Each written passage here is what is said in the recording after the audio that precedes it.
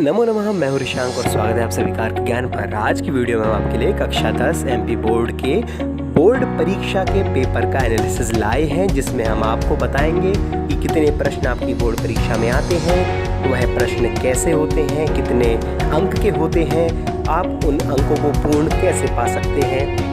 Board परीक्षा में अच्छे से अच्छे अंक लाना चाहते हैं तो वीडियो में अंत तक जुड़े रहें, वीडियो को पूर्ण देखें, वीडियो का कोई भी हिस्सा स्किप मत करना। हो सकता है कुछ चीज़ें आपको अभी समझ में ना आए क्योंकि वो पाठ आपने पढ़े नहीं हैं। आप इस वीडियो को डाउनलोड करके भी रख सकते हैं ताकि आप बाद में जब परीक्षा देने जाएँ तो उस वीडियो को एक बार देख सकें। अगर वीडियो पसंद आए तो वीडियो को लाइक भी कर दीजिएगा, अपने ज़्यादा दोस्तों के साथ उसको शेयर करें, और अगर आप चैनल पर नए हैं तो चैनल को सब्सक्राइब करें। यहाँ हम आपके लिए संस्कृत भाषा और अन्य विषय कक्षा 9 कक्षा 10 की और वीडियोज़ लाने वाले हैं। नीचे दिया हुआ सब्सक्राइब बटन दबाएँ और घंटी दबाकर नोटिफिकेशन को ऑन करें। तो चलिए बिना वक्त गवाए शुरू करते हैं हमारा आज का वीडियो।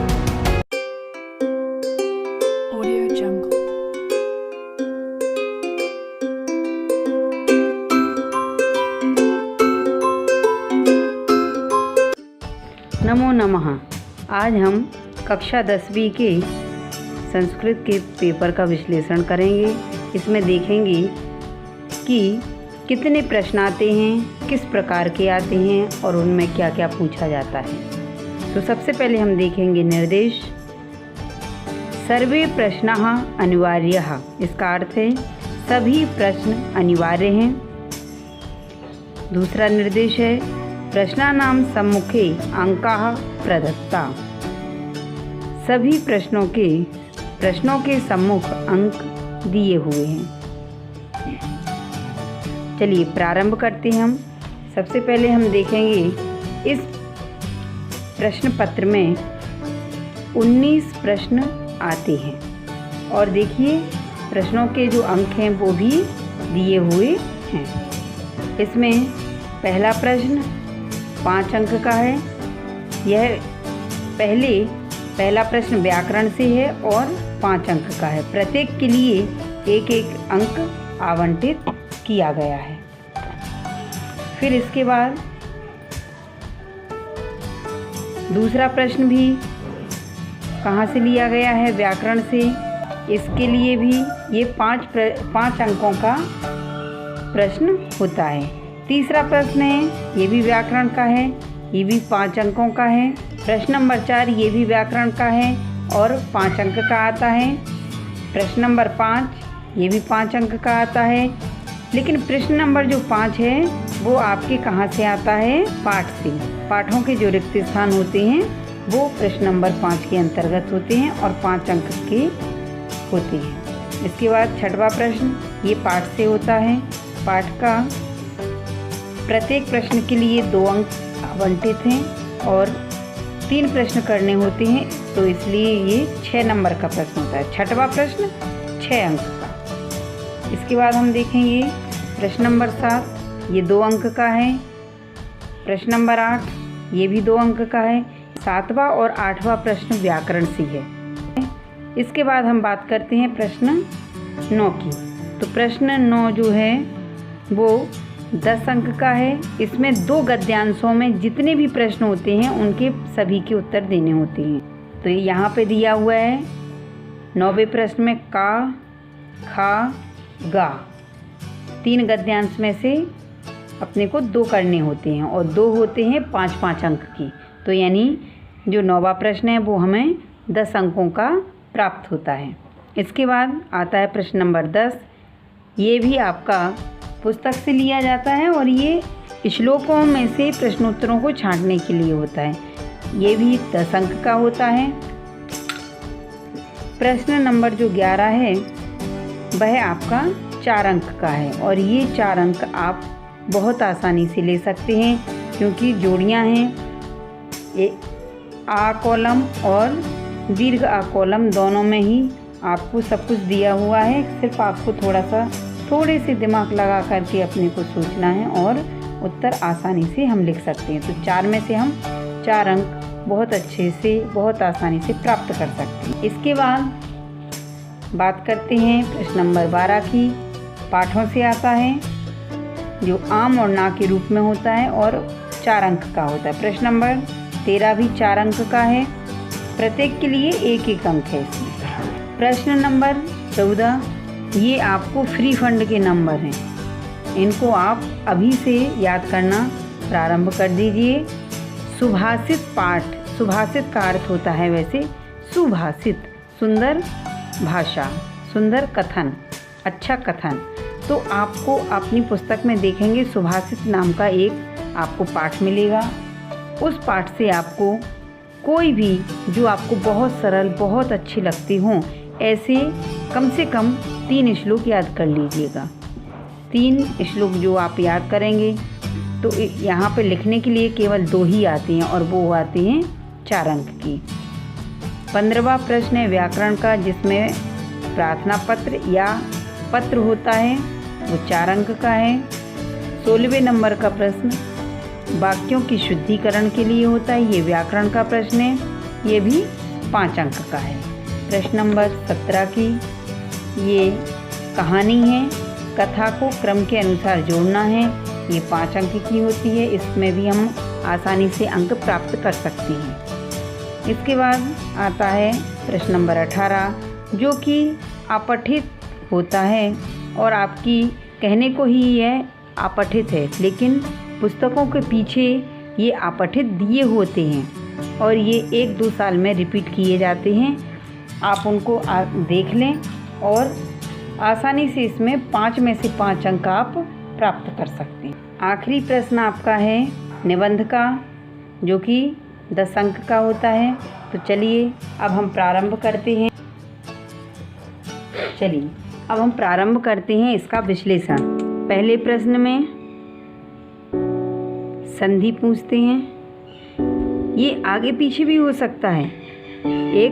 इसमें संधि आगे पीछे, विच्छेद, उदाहरण, ये इनको ही पूछते हैं। तो यहाँ पर इस प्रश्न पत्र में क्या पूछा है वो मैं आपको बताती हूँ। पहले में संधि पूछी है, मैंने अंडरलाइन करके रखी है ताकि आपको बहुत अच्छे से और आसानी से प्रश्न पत्र का विश्लेषण समझ में आए। दूसरा, इसमें संधि विच्छेद पूछा है। तीसरे में संधि का उदाहरण पूछा है। और चौथा प्रश्न है संधि, कौन सी संधि है, ये जो शब्द दिया हुआ है उसमें कौन सी संधि है, इस प्रकार से पूछा है। और जो 5वां प्रश्न होता है वो अव्यय का होता है, जैसा कि मैंने आपको यहाँ पे भी बताया है कि 4 प्रश्न किसके होते हैं, संधि के होते हैं, और 1 प्रश्न किसका होता है, अव्यय का होता है। चलिए अब हम देखते हैं दूसरा प्रश्न। मैंने इसमें अंडरलाइन गोला करके इसलिए रखा है ताकि आपको बहुत आसानी से उसके ऊपर फोकस हो सके।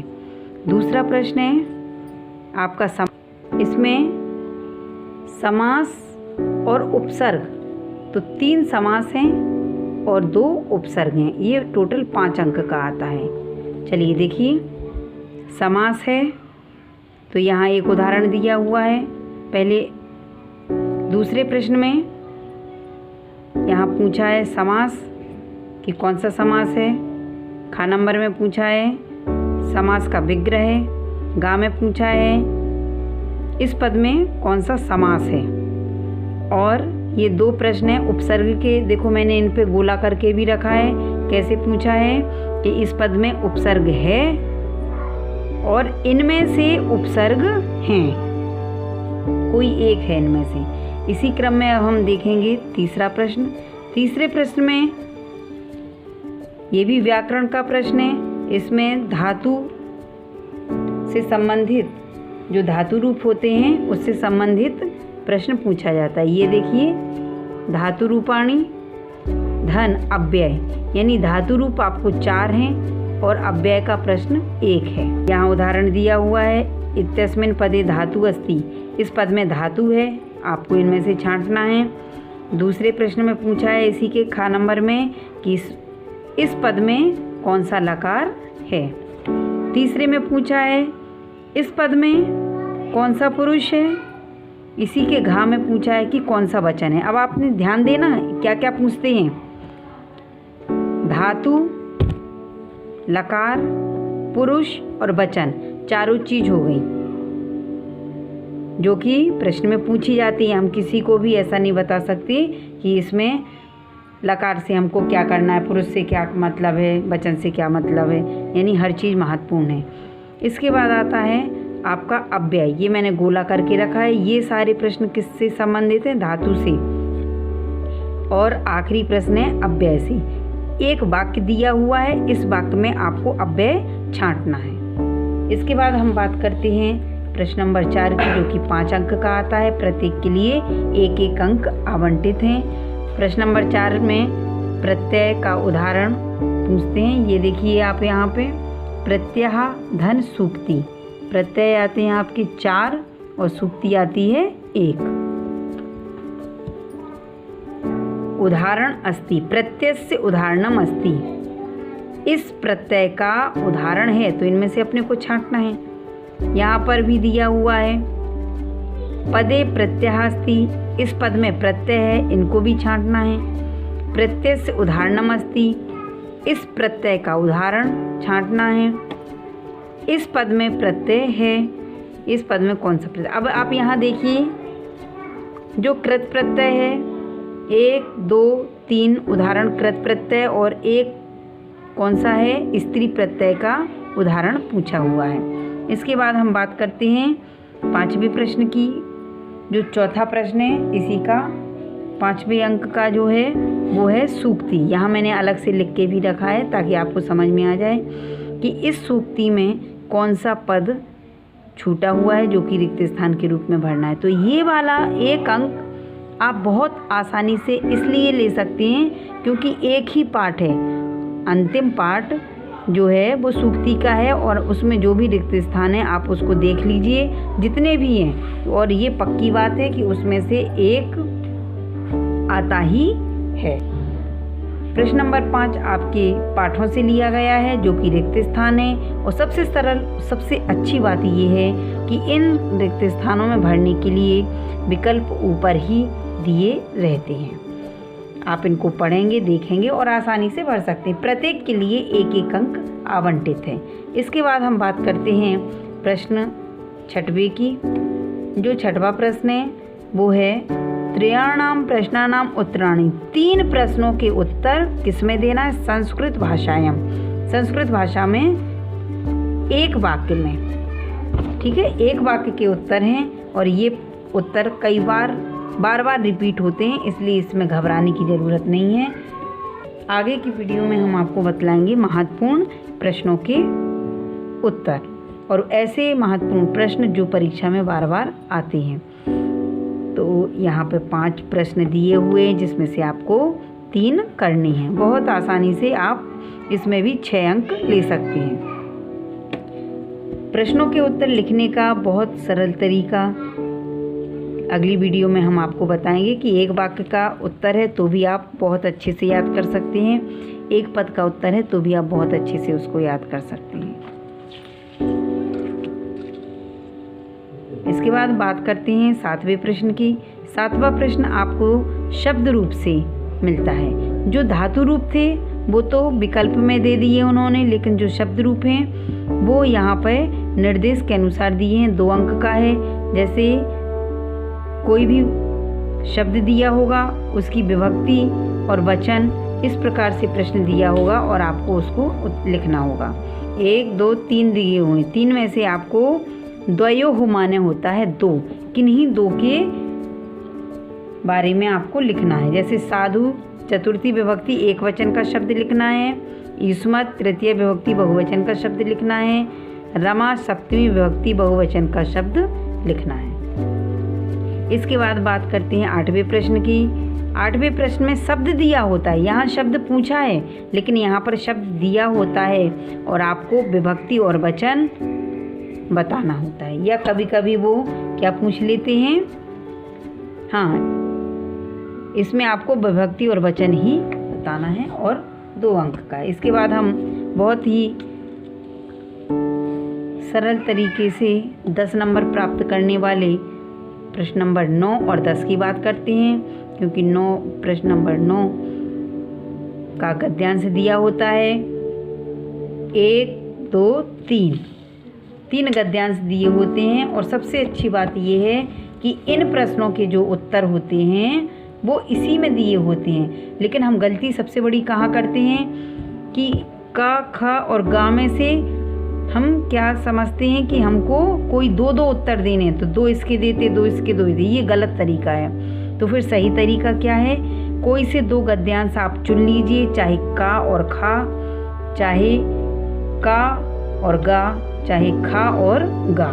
जो आपको अच्छे से सारे प्रश्नों के जिसके उत्तर आ रहे हों उसको आप चुन लीजिए और उसके 5 प्रश्नों के उत्तर देंगे, तब आपको 5 प्रश्न प्राप्त होंगे। इसलिए मैंने यहाँ पे निशान लगा के भी रखा है। देखिए 1 2 3 4 5। जैसे हमने छांट लिया प्रश्न नंबर 9 का और खा, ये 2 ऐसे गद्यांश हैं जिसके सारे उत्तर हमें आसानी से आ रहे हैं, कहीं कोई दिक्कत नहीं है। तो ऐसी जगह पे हम का के 5 प्रश्न और खा के 5 प्रश्नों के उत्तर देंगे और गा को छोड़ देंगे।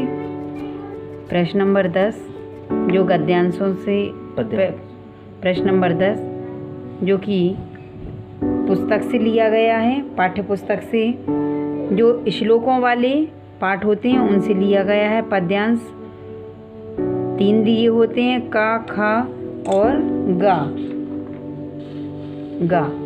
इसमें भी वही नियम है कि 3 गद्यांश और 3 पद्यांश दिए होते हैं। उनमें से जैसे प्रश्न नंबर 9 में 3 गद्यांशों में से कोई 2 गद्यांशों के सभी प्रश्नों के उत्तर देना है। इसी प्रकार से प्रश्न नंबर 10 में भी कोई 2 गद्यांश आप छांट लीजिए जिनके सारे उत्तर आ रहे हों। जैसे मैंने छांट लिया का और खा, तो का और खा में आपको पूरे प्रश्नों के उत्तर देना है जितने भी दिए हुए हैं। इसमें 5 प्रश्न आते हैं, 5 प्रश्न आते हैं और 5 प्रश्न 5 अंक के होते हैं। जब आप 2 गद्यांश करोगे तो 5 गुणे 2 यानी एक प्रश्न 5 अंक का, दूसरा प्रश्न भी 5 अंक का। टोटल आप 10 अंक बहुत अच्छे से ले सकते हैं। एक इसमें मुझे विशेष बात आपको जो बतानी है वो ये है कि प्रश्न नंबर 9 और प्रश्न नंबर 10 में एक समानता है कि जो आखिरी प्रश्न होता है वो व्याकरण से संबंधित होता है। जैसे इसमें विपरीत पूछा है, इसमें समानार्थी पूछा है, इसमें संधि विच्छेद पूछा है, लेकिन इनमें नहीं पूछा है।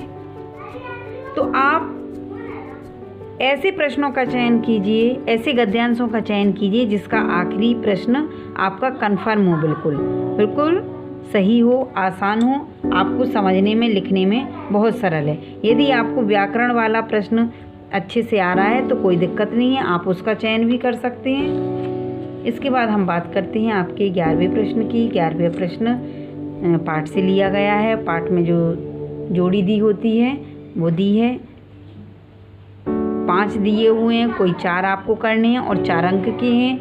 लेकिन इसमें गलती हम क्या करते हैं कि लाइन खींच देते हैं, ये गलत है। आपको जैसे आदि कवि दिया है तो जो वाल्मीकि ही है वो आपको इसके सामने ही लिखना है। कुबेरा है धन देवहा, इसका आपको कुबेर के सामने ही धनदेव लिखना है। इस प्रकार से आप करेंगे तो आपके 4 अंक कहीं भी नहीं गए हैं। प्रश्न नंबर 12 जो कि पाठ से संबंधित है और पाठ से ही लिया गया है, इसमें 5 दिए हुए हैं, 4 करने होते हैं और आप इनको पढ़ कर के, देख कर के, समझ के, बहुत अच्छे से सोच समझ के, आम माने होता है हाँ और ना माने होता है नहीं। जो वाक्य शुद्ध है उसको आप लिख देंगे आम और जो अशुद्ध है उसको लिख देंगे ना। इस प्रकार से करने से आप 4 में से 4 अंक आसानी से प्राप्त कर सकते हैं। अब बात करेंगे प्रश्न नंबर 13 की।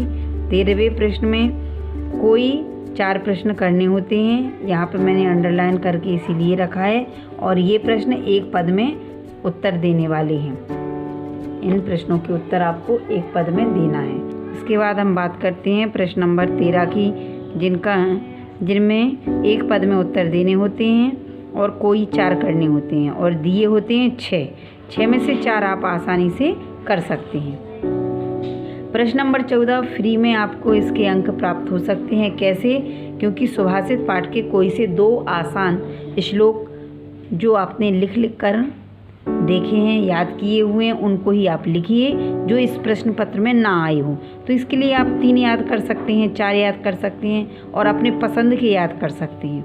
उसमें आपको 4 नंबर फ्री के मिल सकते हैं। इसी प्रकार से अवकाशार्थम प्रार्थना पत्र, ये आपका प्रार्थना पत्र अथवा पत्र ये 4 अंक का आता है। ये भी आप आसानी से 4 अंक बोर्ड परीक्षा में ले सकते हैं। और प्रश्न नंबर जो 15 है उसमें अवकाशार्थम प्रार्थना पत्र की एक वीडियो मैं पहले बना चुकी हूँ, वो आप चाहें तो उसको देख सकते हैं। वो सरल तरीका है और 4 में से 4 अंक आप आसानी से ला सकते हैं। उसमें आधा मैटर तो यहीं दिया हुआ है और आधा मैटर आपको लिखना होता है। इसके बाद हम बात करते हैं प्रश्न नंबर 16 की। प्रश्न नंबर 16 में पूछा जाता है व्याकरण से वाक्य अशुद्ध होते हैं, उसको हमें शुद्ध करना। प्रश्न नंबर 17 की हम बात करते हैं।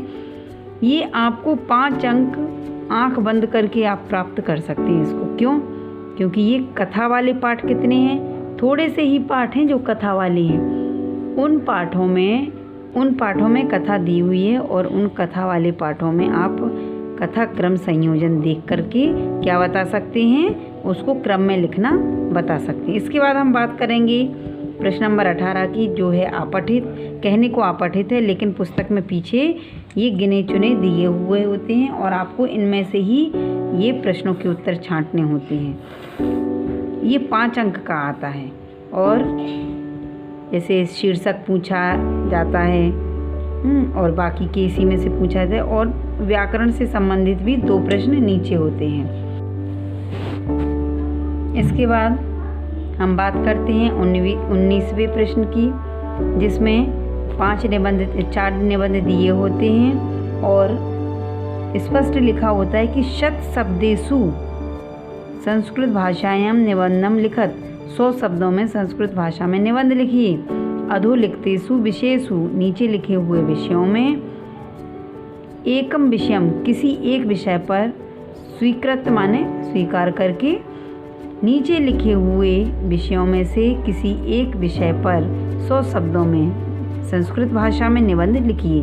तो कई बच्चे क्या करते हैं, निबंध को अंकों में लिखते हैं, 1 अंक, 2 अंक, 3 अंक, 10 अंक करके। लेकिन मैं आपको बता दूं, आप लोग कक्षा 10वीं के बच्चे हैं तो 10वीं के बच्चों का जो निबंध होता है वो आकर्षक, सुंदर और 10वीं के स्टैंडर्ड का होना चाहिए।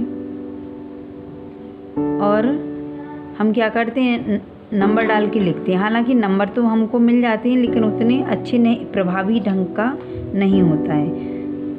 तो यहाँ मैं आपको बताना चाहूँगी कि पैराग्राफ 2 किताब में जैसे भी दिए हैं आप उसको 3 पैराग्राफ में बना करके और पेपर में लिखिएगा। उससे आपको 10 में से 10 अंक आसानी से मिल सकते हैं। कई बच्चों को 10 में से 10 अंक देने ही पड़ते हैं टीचर को, क्योंकि वो बहुत सुंदर, साफ सुथरा और बिना काटा पीटी के कोटेशन के सहित, यानी नए नए श्लोक डाल करके निबंध लिखते हैं। ऐसा करने से हमें 10 अंक आसानी से प्राप्त हो जाते हैं। तो आज का विषय हमारा था प्रश्न पत्र का विश्लेषण, जिसमें मैंने आपको बताया कि कौन सा प्रश्न कहाँ से आता है, किस प्रकार के उसमें पूछे जाते हैं। और इसके बाद हम आपको बताएंगे, यहाँ आप देख सकते हैं ब्लूप्रिंट को, संधि, अव्यय, समास, उपसर्ग, ये देखिए प्रत्यय, सूक्ति, रिक्त स्थान सूक्ति, एक पदेन एक वाक्येन। तो 7वां प्रश्न है, यहाँ एक साथ ही दिया हुआ है 4 अंक का, लेकिन अब ये 2 भागों में विभक्त हो गया है। तो पहले 18 प्रश्न आते थे तो उसी की जगह अब 19 प्रश्न हो गए।